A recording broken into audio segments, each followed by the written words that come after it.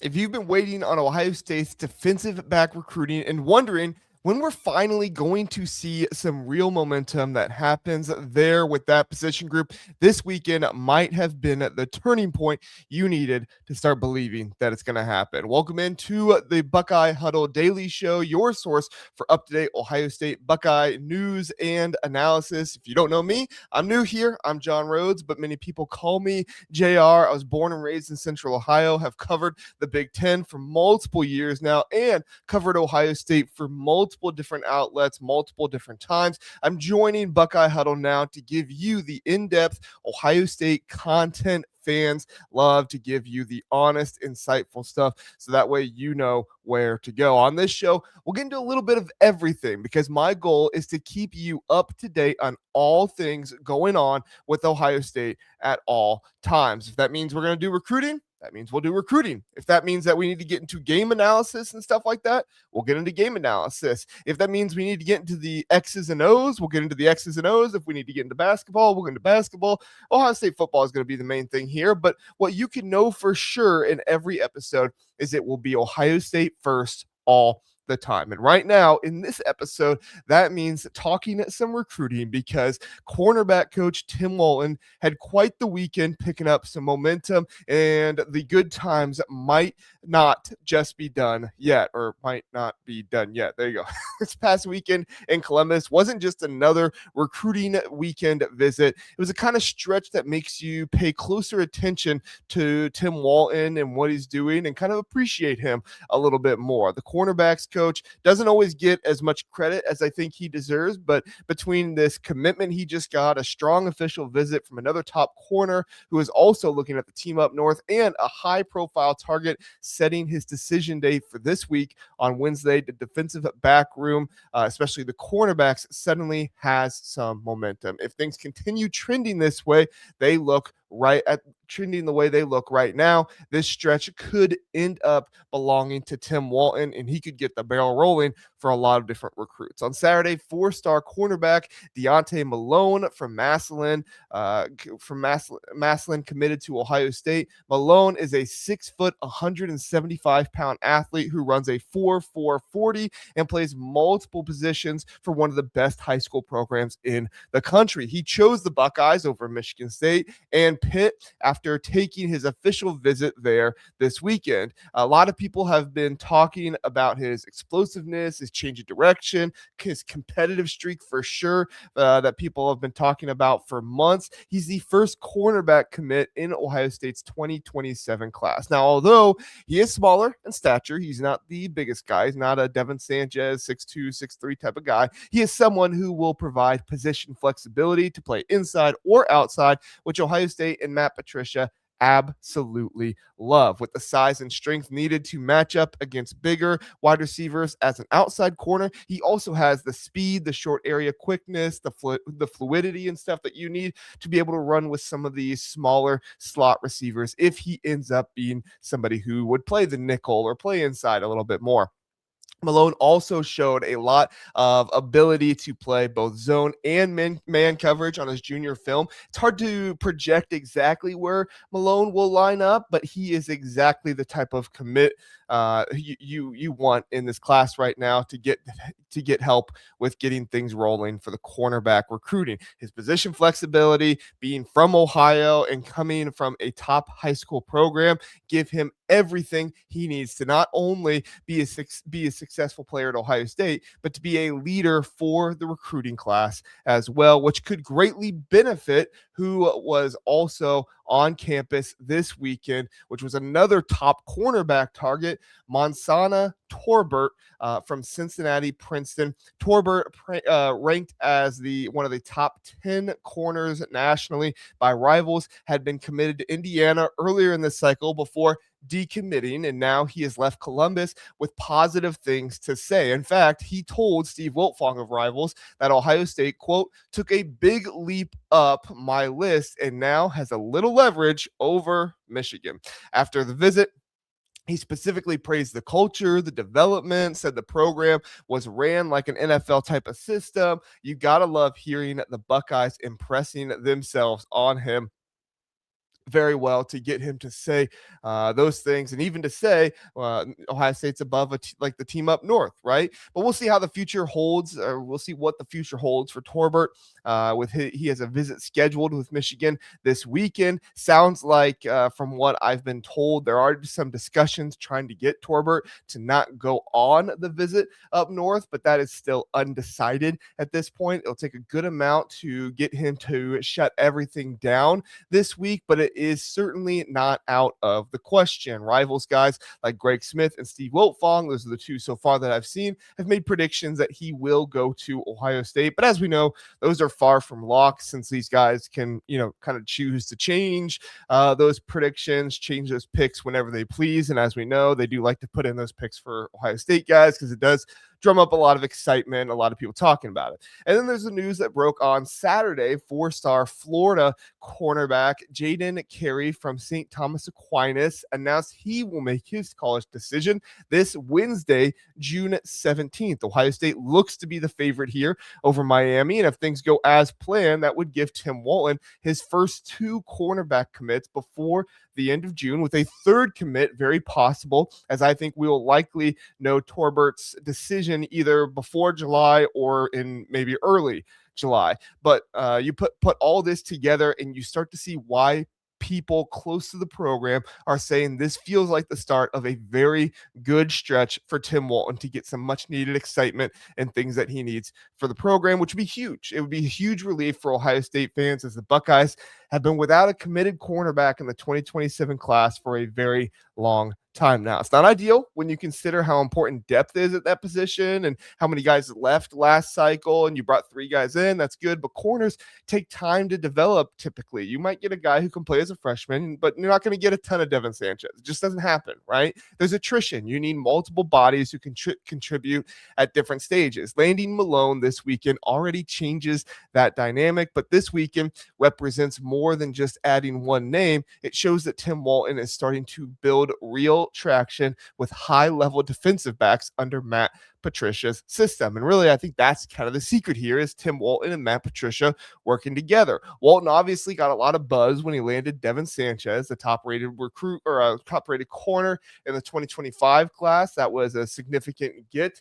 He was either 1 or 2 in that one. I forget what the final rankings came out as, but this weekend feels like the next step in building off that and reestablishing this momentum in Ohio, especially after not landing the high profile names of the guys in state like Albert Rock Hill and Victor Singleton. Plus they had in-state guys like Aaron Scott Jr. and Bryce West transfer too. And I'm not necessarily knocking Walton for those guys, but as Ohio State fans, you do want to see guys from Ohio go there. So I don't think we'll see the same thing happen with Montana Torbert or Malone when a top 70 overall prospect starts talking about the program, feeling like it's an NFL operation, specifically names both the head coach and the defensive coordinator. It usually means the visit went extremely well and the message is resonating.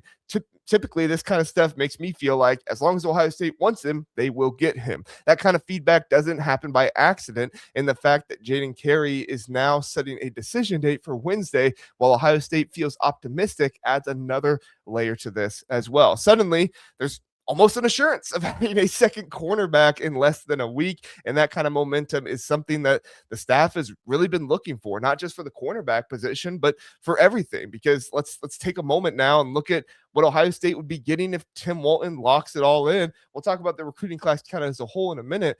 But when you look at what Tim Walton could lock in with all 3 of these guys, I wouldn't tell anyone to expect that just yet, but I do think it's a very good possibility. You start with Deontay Malone. He's not the biggest corner you'll see, but he plays with excellent twitch, good change of direction. He's the kind of kid who can play press, he can play off and contribute on special teams as well. He has some incredible speed with a really nice release and good fluidity with his hips. He kind of has some hip fluidity that maybe some other guys haven't had that'll help him stay with smaller slot guys. That's meaningful because of a guy like, Lorenzo Styles last season. He was was awesome. He was super fast, was a guy that could stay with a lot of guys. But I do think Malone is a more versatile piece who can do some more different things because he does have more of that hip flexibility than what Styles had. Malone also comes from Massillon, which means he's used to high expectations and a winning culture. Those intangibles matter when you're bringing in a kid to come to Ohio State. Not a lot of kids are made to come play at Ohio State, but a guy who goes to a great program, a great high school program like that is going to come in and be able to resonate with Ohio State. Torbert brings a different profile. He's longer, more rangy. He has the traits to play outside and has shown the ability to handle bigger receivers. He decommitted from Indiana and opened the door for his recruiting, and Ohio State has clearly done excellent work since then. Say what you want about Kirk Cinetti at Indiana, and there's a lot of different opinions about he's going to fall off, he's going to stay up there, whatever you might think. We'll see what becomes of him after this year, after winning it all. But Cignetti knows talent, and when he sees it, and Torbert is one of those guys who was a little bit more unknown, then Cignetti found him, and now everybody wants him because everybody is seeing the talent that Cignetti saw in him. Less than a year ago, he was outside the top 300 on, I think, 24/7 it was. The fact that he left this weekend talking about the program feeling like an NFL system suggests Walton and Patricia are doing a very good job selling the vision of what they want this defense to look like long-term, not just next year, but long-term. Jaden Carey would add another dimension as well, a physical Florida kid with size who could help diversify the room. If Ohio State can land him on Wednesday, it would give Walton 3 different types of corners without being locked into fixed roles that he can play with and adjust for the secondary. What ties all this together is Matt Patricia and his defensive philosophy. The pieces written the pieces written this weekend made it clear that Patricia wants versatility. He wants guys who can plug and play different scenarios, do different things. He wants defensive backs who can handle multiple different roles, who understand playing behind multiple different fronts, and who can adapt when the offense tries to create mismatches. Walton's job is to identify and develop those kinds of players. This weekend shows he's finding guys who fit that description. Of course, Matt Patricia's background is in the NFL, defensive coordinator, and he shows he's able to adapt week to week. From coming from there as obviously one of the most successful defensive coordinators in the modern NFL history, you can even say for a while now, right? He's not married to one single front or one single coverage shell. That requires defensive backs who can do more than just one thing. And I think honestly this season we're going to see more out of the defense that we didn't see last year because you're seeing he's going to be there longer. So you need guys who can play man, who can play zone, handle the slot, play outside, and contribute on special teams when needed. That's why the staff has been emphasizing athleticism, twitch, obviously football IQ on the defensive back end in their recruiting as well. It's been a shift from what we were prioritizing under Jim Knowles. I'm not knocking Knowles. Knowles won a national championship, right? But Malone checks a lot of these boxes. Torbert does too, and Carey would add a different kind of physicality that can be useful against bigger receivers in the Big Ten and could be helpful against not just Big Ten guys, but you're going to be playing for national championships, guys across all of the college football.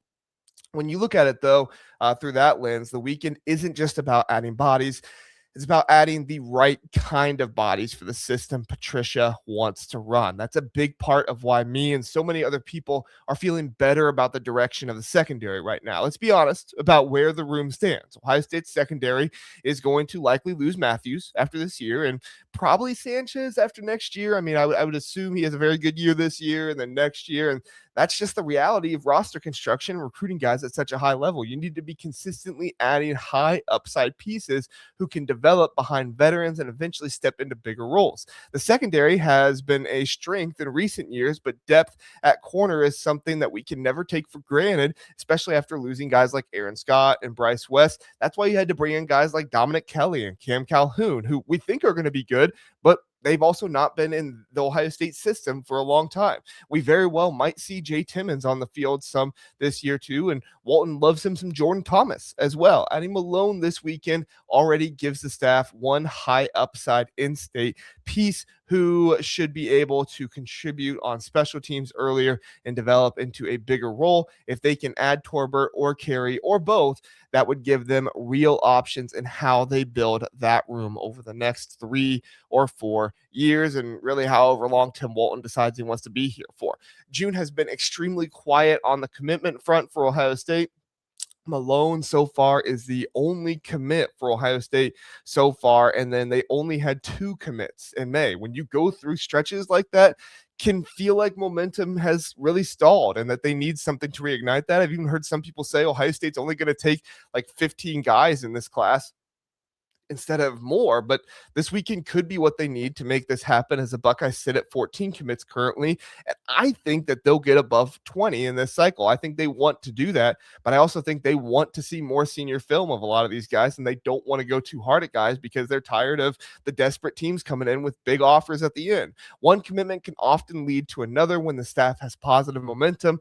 Prospects talk to each other, they see who's committing, they see who's visiting. When they hear that a kid like Malone committed after his visit and that Torbert left impressed, it can influence how they view their own recruitment as well. When top prospects start talking positively about the defensive scheme, specifically naming the defensive coordinator, it really helps change the narrative. Not that Ohio State needed the narrative changed, but it does help the narrative, in a lot of ways after not having a commitment at cornerback the entire cycle. It shows that Matt Patricia is implementing more of his desired system, and that's a huge plus for players who know his pedigree and someone who won multiple Super Bowls as a defensive coordinator. This isn't a Chip Kelly situation where he's coming in 1 year and then he's out. This is somebody who's sticking around and wants to be here for multiple years. That kind of word of mouth is incredibly valuable in recruiting. It also matters internally as well when the staff sees that their messaging is resonating and that they're starting to land high-level defensive backs.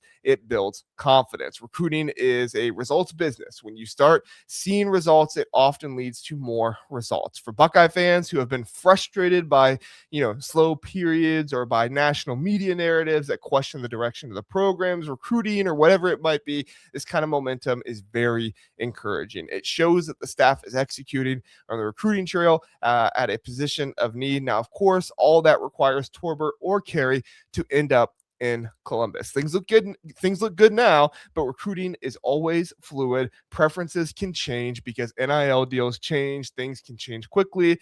Desperate programs like Miami and Auburn are going to keep going after guys like Torbert and Carey with all they have, and they will likely make big financial pushes at some point. When you're in a position like Ohio State is in, it's not like landing, the commitment and you're just all done. It's about holding off the tempting offers. And as we talked about earlier, Ohio State does want to try to reduce that a little bit because it is such a difficult position to be in when it seems like your entire recruiting class is just getting desperate offer after desperate offer. Nothing is done until the kid signs on the dotted lines. And even after that, it's kind of like it's much closer, but still, as we know in college football today, it's pretty insane. But the trajectory right now is positive, and that's why and that's worth acknowledging in this scenario. For the first time in this class, the secondary, specifically the cornerbacks, feels like it has real momentum. That's an excellent sign for the cornerback recruiting in Tim Walton. So here's the bottom line. This weekend absolutely belonged to Tim Walton.